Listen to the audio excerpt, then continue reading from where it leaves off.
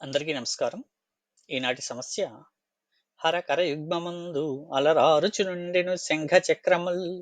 హరకర యుగ్మమందు నలరారుచునుండెను శంఖ చక్రముల్.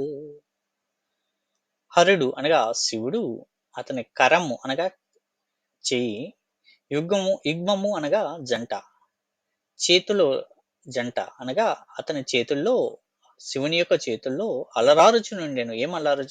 ఏమిటి అనగా ప్రకాశిస్తున్నాయి. ఏం ప్రకాశిస్తున్నాయి? శంఖ చక్రములు, శంఖము చక్రము.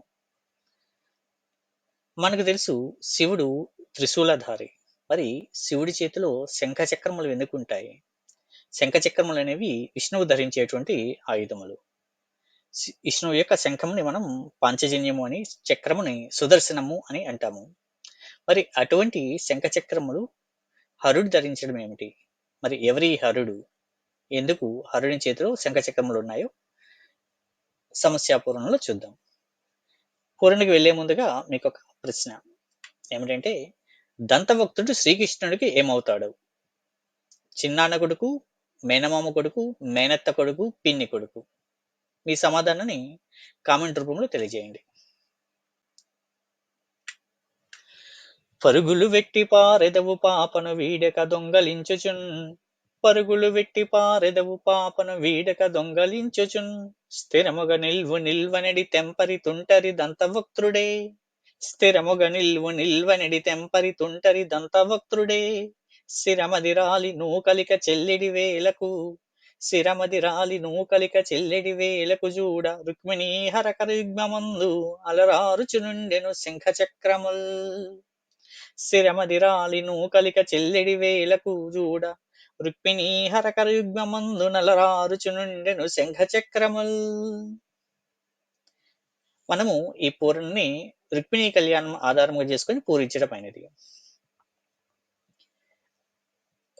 మనకి తెలిసిన కథ ప్రకారం రుక్మిణీదేవి శ్రీకృష్ణుని ప్రేమించడం చేత శ్రీకృష్ణుడు తన రథంలో వచ్చి రుక్మిణీదేవిని తీసుకువెళ్తున్నప్పుడు జరాసంధుడు, శిశుపాలుడు, దంతభక్తుడు మొదలుగా కలిగినటువంటి వారు శ్రీకృష్ణు వెంట పడతారు.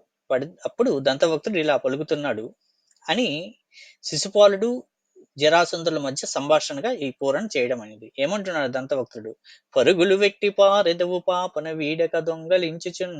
పాప అనగా రుక్మిణీదేవిని, మా ఆడపిల్లని నువ్వు దొంగలించుకొని వెళ్తున్నావు, పరుగులు పెడుతున్నావు, పారిపోతున్నావు.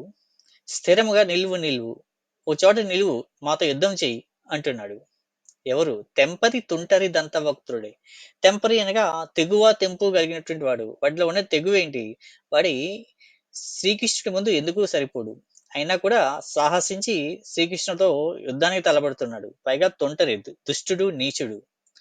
అటువంటి దంతభక్తుడి శిరమే రాలి, శిరము అది రాలి నూకలిక చెల్లెడి వేలకు, వాడి యొక్క తలకాయని శ్రీకృష్ణుడు తన సుదర్శన చక్రంతో ఖండించి వేస్తే వాడికి నూకలు చెల్లాయి, నూరేళ్లు నిండాయి.